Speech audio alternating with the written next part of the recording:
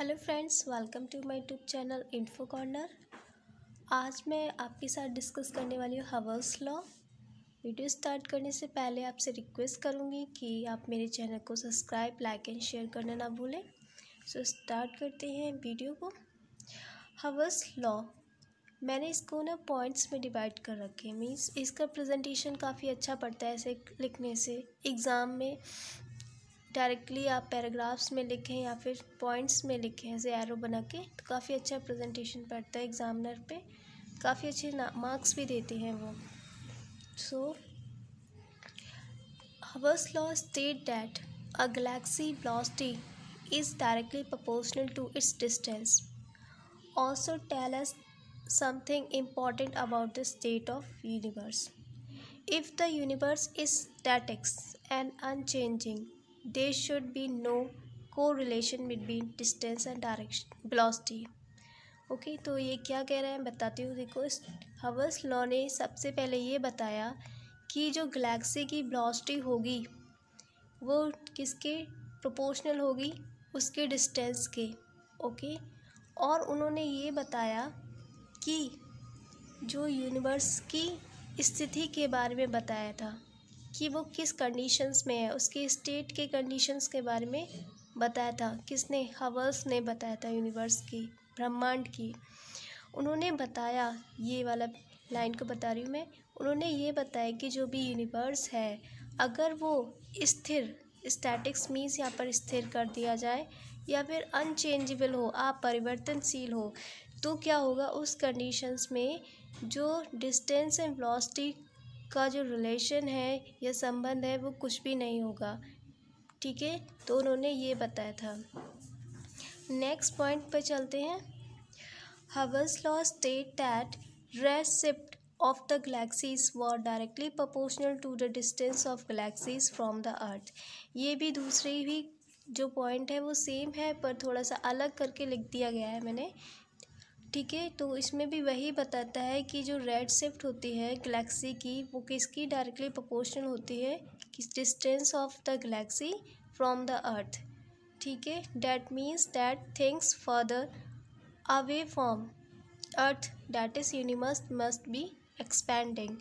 उन्होंने क्या बताया, तो मैं इसको डायग्राम के अकॉर्डिंग इसके बताती हूँ। देखो, अगर कोई अर्थ से कर लेते हैं, ये मान लिया हमारा अर्थ है, ठीक है, और कोई ये गैलेक्सी है। ठीक है, मान लिया अर्थ से गैलेक्सी की डिस्टेंस आर है, और गैलेक्सी क्या कर रही है, मूव कर रही बी वेलोसिटी से।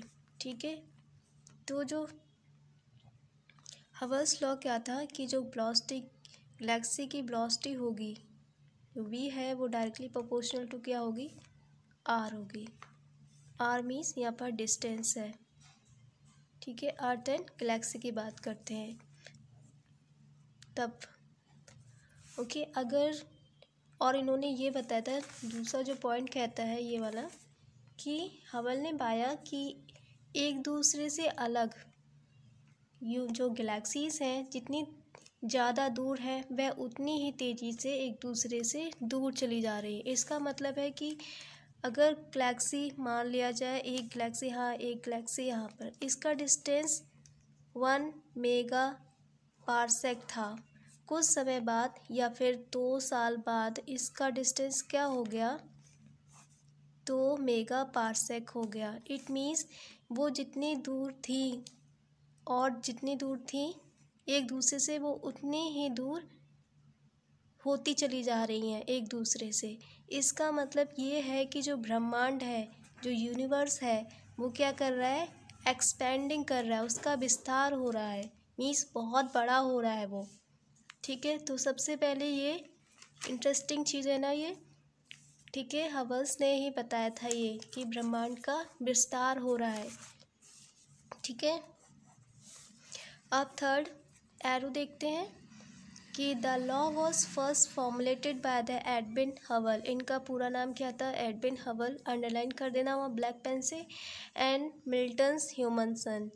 इन 1929 में इन्होंने ये दिया था अपना सिद्धांत। ठीक, तो ये जो सिद्धांत है वो किसने दिया है, एडविन हबल ने दिया है। और इसी के द्वारा जो विस्तार हो रहा है स्पेस टाइम का, यूनिवर्स का, तो किसको वो जन्म देती है? Big bang theory and steady state theory of cosmology को वो जन्म देती है। ठीक है, अब आगे देखते हो। Edwin Hubble discovered that light from actual galaxy is symmetrically increased in wavelength is proportional to r from the observer। ठीक है, तो वही सब कुछ लिखा हुआ है, बार बार रिपीट ना करना। तो यहाँ पर फिगर में देखो ग्राफ में कि ये क्या है कि अगर कोई इधर डिस्टेंस लिया है मेगा पारसेक में, इधर वेलोसिटी है किसी भी गैलेक्सी की, ठीक है, वो क्या होगा, अगर जितना डिस्टेंस होगा उतनी ही वेलोसिटी उसकी इंक्रीज़ हो जाएगी। ठीक है, मीन्स इसका मतलब क्या हुआ, v is directly proportional to r। ठीक है, जितनी वेलोसिटी होगी उतने ही r हो जाएगा, डिस्टेंस हो जाएगी।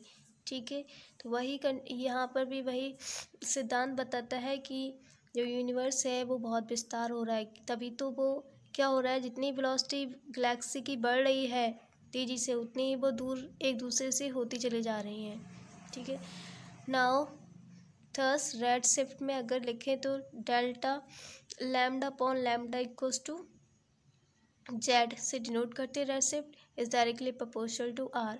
समटाइम या डिस्टेंस की जगह पे मैंने यहाँ पर आर यूज़ किया है। ठीक है, डी भी यूज़ कर सकते हैं आप लोग। तो equation first, if Z expressed as due to the Doppler effect arising residential velocity v of the galaxy, ठीक है, देन उस कंडीशन में क्या होगा, v is the equals to C Z होता है। इक्वेशन सेकेंड, और यहाँ पर c जो है वो लेंथ है किसी भी लाइट की। अगर हम कंपेयर करें पिछली बार फर्स्ट एंड सेकेंड इक्वेशन से, तो हमें मिलेगा कि v is directly proportional to r। ठीक है, v equals to r H R. तो where the constant of proportionality h is known as Hubble's constants and the relations is known as Hubble's law। तो यहाँ पर क्या है, जो h है वो क्या है, Hubble's constant माना गया है, और जो v equals to H R relations है वो Hubble's लॉ कहलाता है।